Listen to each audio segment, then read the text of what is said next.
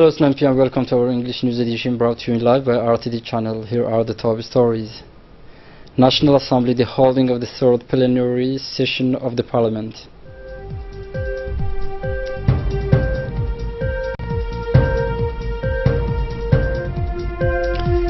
Agreement to promote female entrepreneurship. That was the headlines, and now to the national news. The President of the Republic, His Excellency Ismail Omar Guelleh, has sent today, Sunday, a message of congratulations to the President of the Democratic Republic and the Federal Government of Ethiopia, Mr. Mulatu Teshome, whose country is celebrating the anniversary of its National Day. In his message, the President of the Republic has formed the wishes of health and happiness to Mr. Teshome, as well as those of further development, prosperity and vitality to the friendly people of Ethiopia. With its growth in two-digit, Ethiopia has the value today and of the development model of the vast majority of African countries, has written the President Guelleh. I'm also pleased of the pair of exceptional success that form the Ethiopia with Djibouti in the area of economic integration, has also noted the head of state, reiterating its wishes of good faith to all nationals of this country, brother, friend and neighbor. A similar message was sent to the same day today to the Prime Minister of his country, Mr. Haile Mariam Desalegn. Under the presidency of the Honorable Mohamed Ali Omed, the third plenary meeting of the Parliament was held this Sunday in the hemicycle of the Parliament. This meeting saw the participation of the Prime Minister, His Excellency Abdul Qadir Kamil Mohammed, ministers of the whole of the parliamentarians. The agenda of this meeting focused on the review of the following project of law: Bill number 178, Year 17 Legislature on the adoption of financial account, the National Printing Press of Djibouti, for the fiscal year 2014, presented the bill number 179, Year 17 Legislature on reduction of charge for the Djiboutian Office of Industrial and Commercial Property. Bill number 187 on ratification of the bilateral agreement between the Republic of Djibouti and also the Federal Democratic Republic of Ethiopia on the Railway Djibouti-Ethiopia, signed in Djibouti on December 8, 2016. And Bill number 189 on ratification of the loan agreement program of management of water and soils, and also the Bill number 190, the bill changing the General Code of Taxes. And during the third session of the plenary session, the MPs have asked different questions concerning especially the General Code of Taxes and the loan agreement of doing business program. One of them explained that the companies installed in the free zones in order to sell their goods in the domestic market are paying up to 10% of taxes, while the local merchants are paying differently. The members of the government present in the chamber at the plenary session of the National Assembly, including the Minister of the Budget, the Minister of Agriculture and also the Minister of Finance, have in turn took the floor to answer to the parliamentarians. All the texts have for objective to fight against unemployment, and especially against the unemployment of young people, as well as to simplify or reduce the tax pressure in both the justice sector and also in the administrative sector, because it is commonly admitted that the private sector will therefore take part in the creation of rules and also employment. This is the reason why which the text on the modification of the General Code of Taxes is presented. Other news of this edition: the tests of the OTI of 5th year have started today in the whole of the schools in the country. And this year, some 14,808 candidates divided in 62 centers of middle school. On this occasion, the Minister of National Education and Vocational Training, Mustafa Mohammed Mahmoud, at the head of a strong delegation, visited the centers of examination of the capital to see up close the good conduct of these tests in the schools of the capital. And let's recall that this year the novelty consists of the decentralization of this review, where each region will manage the entry, the deliberation, the correction and the proclamation of the result of this test for the passing to 6th grade of the middle school. The Minister has also visited the Belaus Middle School, where some 494 candidates have started to take the test for the RFF 2017.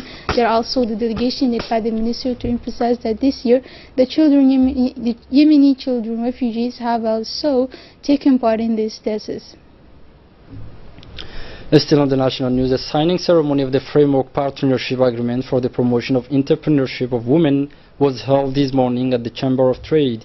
The Minister for Women and the Family, Ms. Moumina Hamad Hassan, and also the President of the Chamber of Trade, Mr. Yusuf Musa Dawale, have signed this convention, which aims at collaboration between these two institutions for the promotion of entrepreneurship among young girls in Djibouti and support them realize their project. Recalling that the Chamber of Trade of Djibouti has multiplied these last years the action for the promotion of entrepreneurship, and this effort is part of the dynamic committed by the government in the fight against unemployment. The President of the Chamber of Commerce said he is very proud of the signing of this convention, which, according to him, will strengthen the action with a view to support the young promoters and also will allow them to benefit from a concerted support. This initiative is part of the commitment of the President of the Republic to encourage the development of the spirit young entrepreneurship. The Minister for Women and Family, Ms. Moumina Hamad Hassan, welcomed the signing of this convention with the President of the Chamber of Commerce, who will immortalize the desire to promote entrepreneurship as a real choice of the fight against unemployment. She recalled that the reduction of the access to employment as well as in the improvement of the situation of professional Djiboutians are the concerns of every moment of the President of the Republic. And in the framework of the first edition of the Interministerial Tournament, the Secretary of State for Youth and Sport has won against the Minister of Energy in the score of 5-0 last Friday. A true lesson of Brege Abdo, who have used their strength in mastering the meeting from the first to the last second. The King Fahd complex this Friday evening, the 16 best players of the tournament are entered on the field. At the beginning of the match, the territorial domination of the Secretary of State for Youth and Sport is impressive with 75% of the possession of the ball. With the unbearable mid defensive in their rank, Hassan Kako, their game of passes has made turn Njini to block of energy. In the second period, the team of Secretary of State for Youth and Sport finished the work in addition to chain the passes in the half of ground adverse. In the face of opponent completely powerless, they multiplied the opportunity lead to the purpose of a custodian mystified. The winner has therefore had the privilege to occupy the seat of the king of the ministerial city and defend its status of host. In Dakhil, the official launch of the activities of a sports tournament, the region of Dakhil, dedicated to the commemoration of the country's 40th anniversary, has been enrolled on 22 May 2017.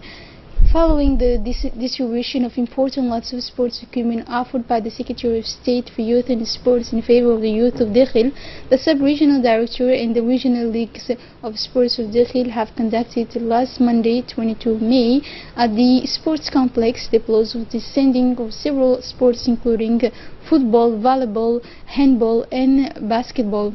These multidisciplinary tournaments comprising the categories are dedicated to the commemoration of the 40th anniversary of our independence. Have taken part in this ceremony local personalities including the President of the Regional Council, Abdurrahman Yonis, the Sub-Prefect of the region, Fuad Bakr, the Sub-Regional Director of the Secretary of State for Youth and Sports, Abdullah Muhammad Hassan, as well as those responsible for the different regional leagues of sports in Dakhil.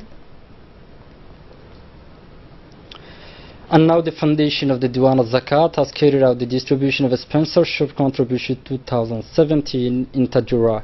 Director General Mr. Suleiman Hussein has chaired the ceremony of distribution in the presence of the Prefect of the Tajura, Abdul Malik Muhammad Banoita, and also Regional Director Mr. Muhammad Hamid of this foundation in charge of collection of Zakat and a sponsorship program.